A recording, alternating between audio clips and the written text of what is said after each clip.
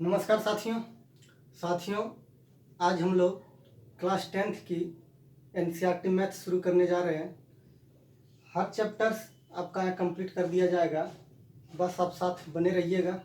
आज हम लोग सबसे छोटा टॉपिक यूक्लिड विभाजन पहला टॉपिक है, जो यूक्लिड विभाजन एल्गोरिथम से एचसीएफ निकालना सीखेंगे। ठीक है, यूक्लिड विभाजन एल्गोरिथम से एचसीएफ निकालना सीखेंगे, उसके बाद धीरे धीरे आगे बढ़ेंगे। ठीक है, चलिए जानते हैं यूक्लिड है कौन। यूक्लिड एक फारसी गणितज्ञ थे। ठीक है, इनका कहना है कि अगर ए को किसी संख्या बी से, जहां ए भी एक पूर्णांक संख्या है, ठीक है, और बी भी पूर्णांक है, ठीक है, अगर ए को हम बी से भाग देंगे तो क्या होगा। तो ए को अगर बी से भाग देंगे तो इसका कुछ ना कुछ भागफल निकलेगा, जिसे हम लोग क्यू कहते हैं, और कुछ ना कुछ इसका शेषफल निकलेगा, जिसे आर से हम लोग लिखते हैं। ठीक है, आपको एक चीज बता दें कि आर जो होगा वो जब भी होगा या तो 0 के बराबर होगा या नहीं तो 0 से बड़ा होगा, लेकिन बी से हमेशा छोटा होगा। कैसे, आप इस चीज को देखिए। अगर हम 2 से 5 को भाग देते हैं तो क्या होगा, 2 बार में जाएगा, ठीक है, 1। 5 को आप लिख सकते हैं 2 गुना ये 2 गुना ये 2 प्लस 1। ठीक है, यानी भाज्य और भाजक गुना भागफल प्लस शेषफल।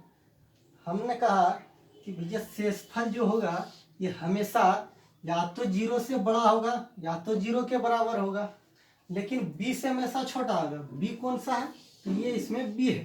ठीक है, b से ये हमेशा छोटा। अगर b से ये बड़ा हो जाता, मान लीजिए 3 हो जाता, तो क्या करते हैं, फिर से एक बार लग जाता भाग, लेकिन फिर ये b से छोटा ही होगा, 2 से हमेशा छोटा ही आएगा। ठीक है, इस बात को ध्यान रखिएगा।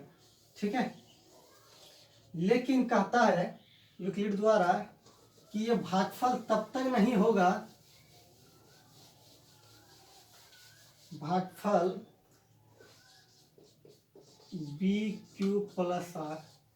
ये जो b है, अगर ए बी का ए और बी का एचसीएफ निकालना बुक कहे तो इसका जो b होगा यही इसका एचसीएफ हो जाएगा। लेकिन कब, जब r जो है 0 के बराबर हो जाएगा।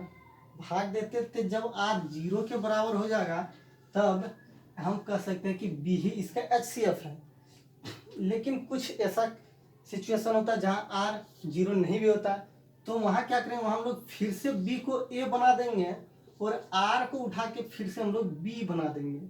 ठीक है, r को हम लोग b बना देंगे। इसे चाहे तो आप कुछ c द्वारा भी लिख सकते हैं, और इसमें फिर कुछ ना कुछ भागफल आएगा, इसे हम n से लिख दिए, और फिर कुछ ना कुछ शेषफल आएगा, मान लीजिए इसे हम m लिख दिए। ठीक है, अगर फिर भी m 0 ना हो तो क्या करेंगे, फिर से c को a बनाएंगे और फिर से m को यहाँ लिखेंगे, और कुछ ना कुछ फिर इसका शेषफल आएगा, और सॉरी भागफल आएगा, और फिर इसका शेषफल आएगा। तो ये जो प्रक्रिया है ये चलते रहेगा तब तक जब तक कि शेषफल 0 ना हो जाए, शेषफल 0 के बराबर ना हो जाए। जैसे ही शेषफल 0 के बराबर होगा वैसे ही हम कहेंगे कि b ही इसका क्या है, एचसीएफ है। अगर m 0 के यहाँ ना होके यहाँ 0 हुआ तो यहाँ c हो जाएगा एचसीएफ। अगर यहाँ ना 0 के यहाँ 0 हुआ तो कहेंगे m इसका एचसीएफ हो जाएगा। ठीक है, एक छोटा सा एग्जांपल से समझते हैं। सबसे पहले समझिए एचसीएफ है क्या। एचसीएफ क्या है, एचसीएफ का मतलब होता है हाईएस्ट कॉमन फैक्टर, यानी महत्तम समावर्तन। इसका मतलब हुआ कि वह बड़ी से बड़ी संख्या जिससे दी हुई दोनों संख्याओं को भाग दे सके। वह बड़ी से बड़ी संख्या जो किसी दी हुई दो संख्याओं को आसानी से भाग दे सके, वो बड़ी से बड़ी संख्या होना चाहिए, उसी को हम लोग एचसीएफ कहेंगे। जैसे अगर 20 और 25 का एचसीएफ निकालना कहे अगर 20 और 25 का HCF निकालना हो तो क्या कीजिएगा, यूक्लिड विभाजन का लगाइएगा। देखिए 25 को ए लिखेंगे, ए बराबर 25, भाग किससे देना है, जो जो छोटा होगा उसको हमेशा बी मानना है और जो बड़ा होगा उसको ए मानना है। वो चाहे इस तरह से लिखे या 25 और 20 लिखे, कोई फर्क नहीं पड़ना, ठीक है। अब जो छोटा होगा उसको बी मानना है और जो बड़ा होगा उसे ए मानना है। अब इसको हम लोग 20 से भाग देंगे, यानी 20 से तो कितना बार में लगेगा, एक बार में लगेगा, ठीक है। जैसे एक बार में लगेगा इसका कुछ ना कुछ शेषफल निकलेगा, वो चाहे 0 निकले, लेकिन यहाँ तो 0 निकलने वाला है नहीं शेषफल, यहाँ 5 बचेगा, ठीक है। हमने कहा था कि जब तक r 0 ना हो जाए तब तक भाग देते रहना है, तो फिर से भाग देंगे। अब किसको देंगे, तो b को, फिर यानी इस 20 को फिर से मानेंगे a, ठीक है। और a मान करके फिर 5 को 4 से लगाएंगे और देखिए यहाँ इसका शेषफल अब 0 आ गया। जैसे शेषफल 0 हो जाएगा अब तुरंत इस b को ही HCF लिख देना है, आपका आंसर 5 हो गया, ठीक है। ऐसे ही HCF आप निकाल सकते हैं। चलिए एक और एग्जांपल से देखते हैं।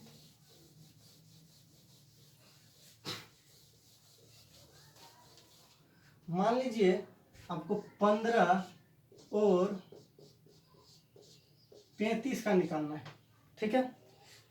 15 और 35 का HCF निकालना है। क्या कीजिएगा, 35 को लिखिएगा, बराबर दीजिएगा और 15 को लगाइएगा। कितना बार में लगेगा भैया, 2 बार में लगेगा। 15 दूनी 30, बचेगा कितना, 5 बच जाएगा। फिर से 15 को लेंगे क्योंकि 0 तो मेरा अभी हुआ नहीं, और फिर 5 से लगाएंगे। कितना बार में लगेगा, ये 3 बार में। अब यहाँ HCF सॉरी इसका शेषफल 0 आ गया।